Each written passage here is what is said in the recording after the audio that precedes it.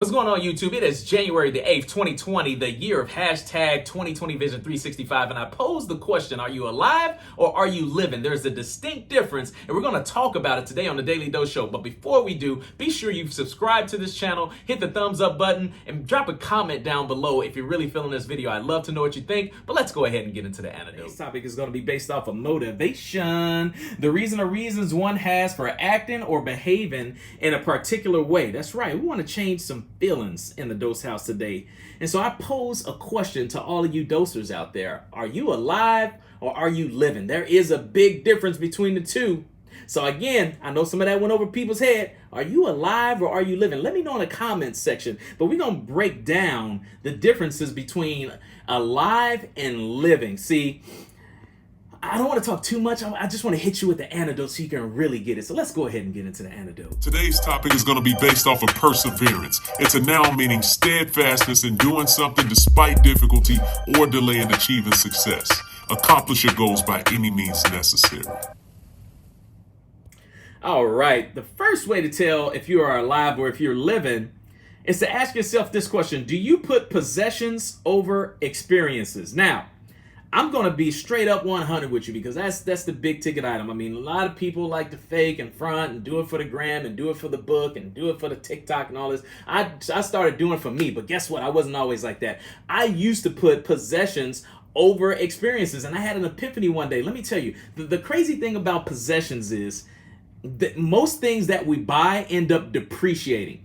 And the first time I had this epiphany, let me tell y'all little Android people, don't come for me on this one. But I used to buy an iPhone every single year. As soon as that iPhone came out, boom, I bought the first one. Then the second one came out. And then, we got 2G or 3G or LTE, and it's faster, and the camera quality is better. And I fell into the Apple trap. Boy, Apple do some good advertising and make some good products. But I feel like I was buying them things every single year. And you know what I thought about one year? I said, why do I keep buying these phones the same every single year? And they keep doing the same thing over and over. And the camera a little bit better, but how many megapixels do we need? We're gonna be in, like, they already start doing 3D pictures on Facebook right now. Like, I just realized one day I spent a lot of money on stuff. Like, I'm big in electronics. I'm a tech nerd, the fanciest TVs, and I got all these I fell victim to those things. And one day, quite a long time ago, I said, you know what? I want to start spending my money on experiences rather than things, because you know what, I could care less. I done already forgot about the iPhone 2 and the iPhone 3.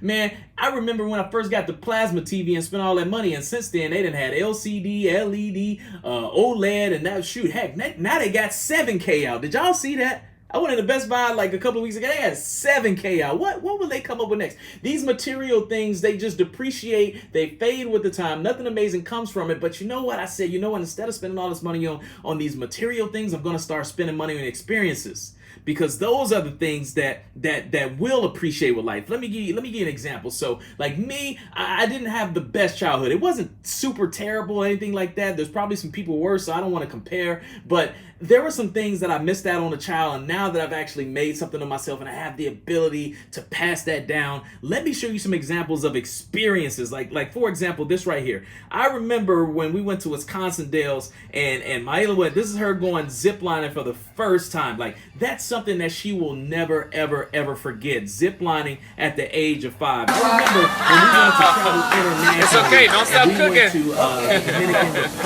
and she's right there at the hibachi grill making everybody's food right there. Like that's an experience she'll never forget. And it doesn't change. You know, we go get pedicures together. Dads, here's the deal. Go get pedicures with your daughter. It's good bonding time, and it's really fun, I promise you. And it doesn't stop there. You know, we still wanted to kick the international trip. This is something that she'll never forget. Being at the Louvre, taking these kind of pictures, these are things that she will not forget. These experiences, going to our first Pacers game, going parasailing, my first time going skydiving, and just doing things like indoor car. Like, these are experiences that will never be forgotten. But some of the material things that we buy, we done already long gone and forgot about those things. So again, I ask you, are you alive or are you living? These experiences definitely prove that we live in. Okay, let's get into numero dos. Second sure shot way to figure out if you're living is, are you measuring life by the dollar signs Or are you measuring life by the things that you can't put a dollar sign on? Now, that's the tough one, because trust me, now that social media has ran rapid and everybody wants to, y'all remember the Bow Wow challenge? Y'all remember? So in case you don't remember the Bow Wow challenge, what ended up happening was Lil Bow Wow, I guess, took a picture in front of a private jet or something and posted it on the gram, and like he was flying private, but then like 15 minutes later he was flying like regular coach on like a Spirit or Delta or something like that, and the guy just happened to be sitting behind him, happened to be scrolling Facebook, say, Lil Bow Wow posting like he on a private jet. No, you're right here in coach with me. So he took a picture of Bow Wow, put it on the internet, and Bow Wow feels so embarrassed because everybody feels like they have to live this ballerish lifestyle and this lavish lifestyle, and they're so quick to show everybody how much money they make or the expensive things that can buy. But guess what? Most of those people don't care. Life is not about the monetary things. It's about the experience. So I ask you, and here's the deal. I have this conversation with myself ever so often, but I think about this. Think about it this way. So I didn't have the best upbringing. We didn't have a lot of money. We had some very humble times. So now that I've made something of myself, getting the ability to buy the things that I've always wanted and to do the things that I've always wanted, that's fantastic. But then I think about the young one. Remember, I told you on the Doe Show the other day, I don't do it for my first name, I do it for my last name. I'm trying to show her through hard work, dedication, work ethic, willpower, and those type of things. When you excel at those things, you can live a lifestyle that you want to. But at the same time, I'm wondering, is that essentially spoiling her?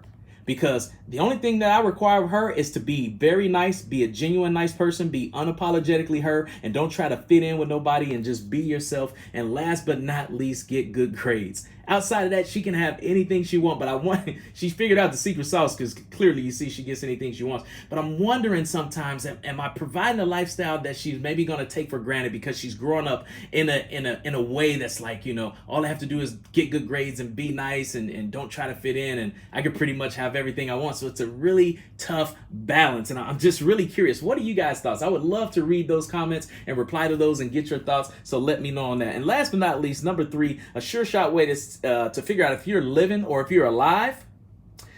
Ask yourself this question: would you rather aim high and miss, or would you rather aim low and hit it? Now, here's the deal.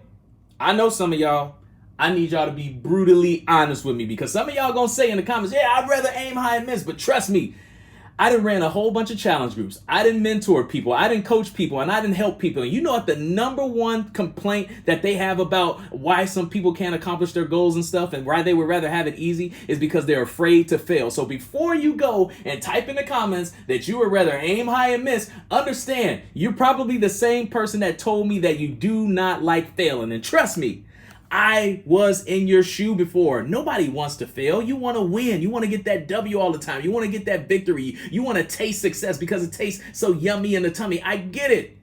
But in order for you to succeed truly, there has to be some growth, and there's no growth in being 100% every single time. You got to stumble. You got to trip. You got to fall. You got to get punched in your mouth sometime in order for you to figure out what's going on, so you can figure out how to correct it and make it right. So again, before you answer that question, be honest with yourself. And if you're the type that likes to aim low and keep hitting and make sure it's a guaranteed shot every time, who knows? That's your life, whatever makes you happy, that floats your boat. But if you want to excel, if you want to grow, if you want to experience things that you've never experienced before, if you want to start freaking living, then start aiming a little bit higher and missing, because I promise you, every time you miss, you're learning something. Like a basketball shot. You remember take your first shot at the free throw, you probably miss. You said, ooh, that was to the left a little bit. Maybe I need to adjust it and come to the right. Okay, boom, ooh, that was too far right. Maybe I need to just center that thing. Ooh, man, maybe I need to work on my McDonald's arch. That ain't just, I just keep hitting the... Every time you're learning, you're growing. Eventually, when you hit that shot, man, when those endorphins kick in, when you start getting that good feeling going on in your life, that's where the growth happens. That's where that success truly happens. Now, I use that as a small analogy, but let's apply that to your life. When you're in, the most people, my demographic for the Dose audience, most of you guys are sales, and most of you guys are performance-based sales. When you just keep this in the back of your mind, when you continue to do the things that you've always done, understand that you're going to continue to get the results that you've always got. And if you're not happy, if you're not satisfied, if you're not content with where you're at, it's time to start missing.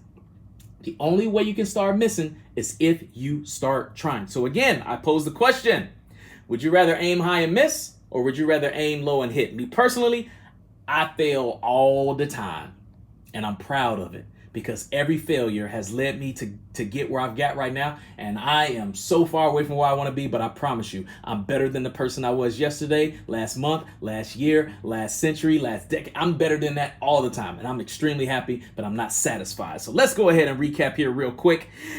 Ways to tell if you're alive or you're living. So I'm curious in the comments right now. Comment. After all talking about all this, did you figure out that you're alive or did you figure out that you're living? Because there's a distinct difference. When you're alive, you're just a physical human being in the flesh. You're here. You're alive. I can see you. You live. But let me tell you, when you living, I shouldn't even put a G on the end of it. You living. You living.